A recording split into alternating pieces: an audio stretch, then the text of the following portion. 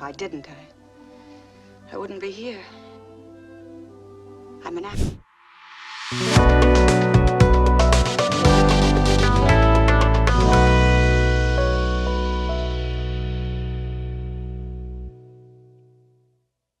What if motherhood wasn't judged by love, but by how well it fit the world's expectations? Imitation of life isn't just about race or identity.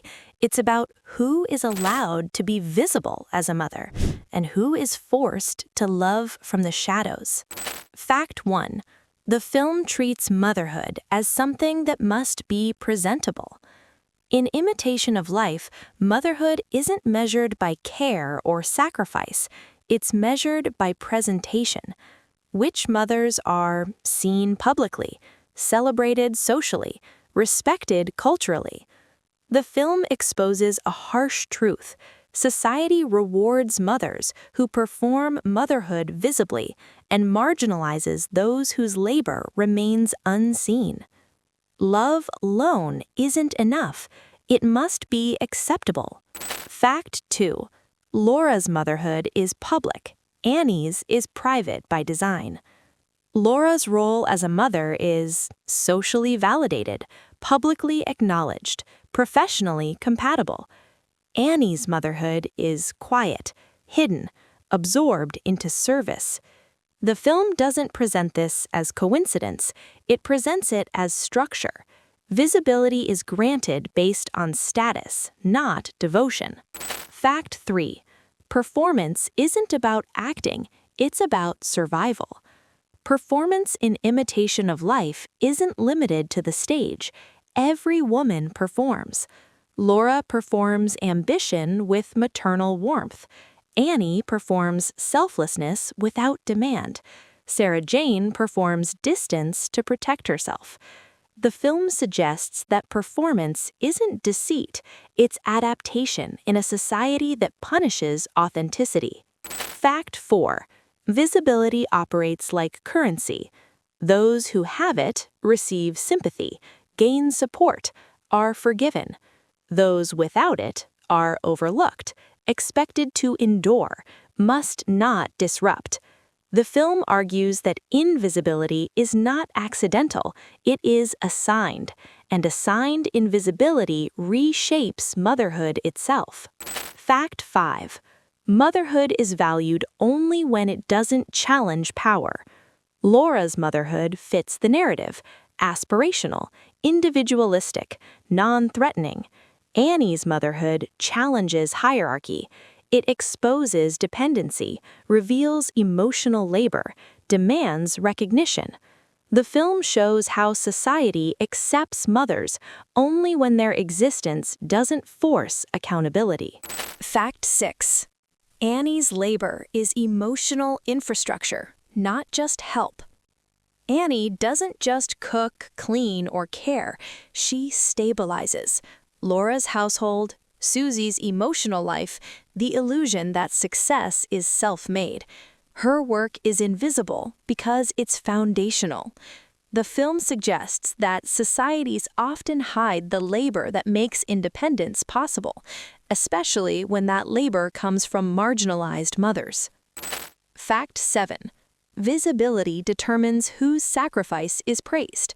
When Laura sacrifices time for her career, it is framed as ambition.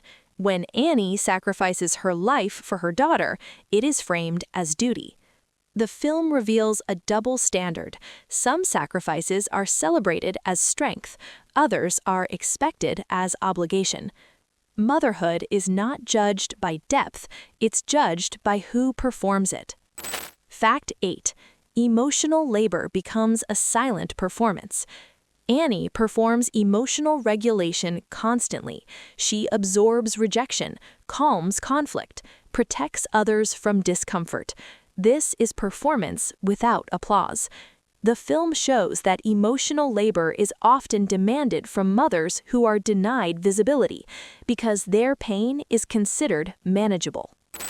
Fact 9. Society confuses quiet love with lesser love. Annie's love is not dramatic. It doesn't demand attention. It doesn't interrupt progress. And because of that, it is undervalued. The film challenges the idea that love must be loud to be real. Sometimes the deepest love is the most ignored because it refuses spectacle. Fact 10. Invisibility protects the system from accountability. By keeping Annie unseen, the system avoids questions like who supports success, who pays the emotional cost, who is allowed to be exhausted. The film argues that invisibility is convenient. It allows comfort without confrontation, and motherhood, when invisible, becomes exploitable. Fact 11. Sarah Jane learns that visibility comes with punishment. When Sarah Jane is seen, truly seen, it is never neutral. Visibility brings interrogation, judgment, threat. The film shows that for marginalized people, being visible is not empowerment, it is exposure, and exposure carries consequences. Fact 12. Motherhood becomes dangerous when it interrupts social comfort. Annie's motherhood is tolerated as long as it stays quiet. The moment it becomes visible, public affection, public presence, public claim, it disrupts comfort.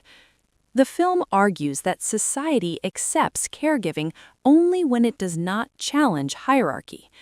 Motherhood that demands recognition is treated as intrusion.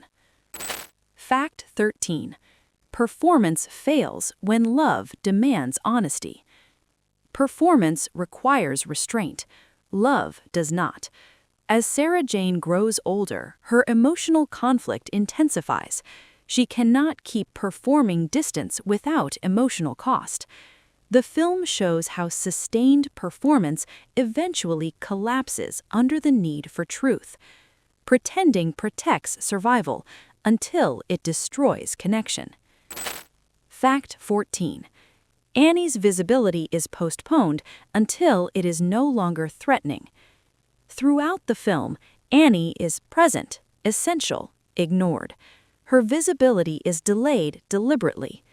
The film suggests that society allows recognition only when it can no longer demand change. Visibility offered too late is not empowerment, it's consolation. Fact 15. The film shows that mothers are judged more harshly than society. When things fall apart, blame shifts, not to structures, not to prejudice, not to social limits, but to Annie, for loving too much, for waiting too long, for existing visibly at all. The film exposes a cruel pattern. Mothers are blamed for outcomes they were never allowed to control. Fact 16. Public recognition comes only when motherhood is no longer disruptive. Annie is finally seen, but only after her absence can no longer challenge anyone. In life, her visibility would have demanded accountability, structural change, emotional discomfort. In death, recognition is safe. The film delivers a devastating critique. Society honors invisible mothers only when honoring them costs nothing. Fact 17. The funeral transforms Annie's quiet, lifelong care into something grand and visible. Music swells, crowds gather, respect pours out, but the film refuses to let this feel comforting. It asks, why did motherhood need tragedy to be considered worthy of attention? Visibility that arrives through loss is not justice, it's regret. Fact 18.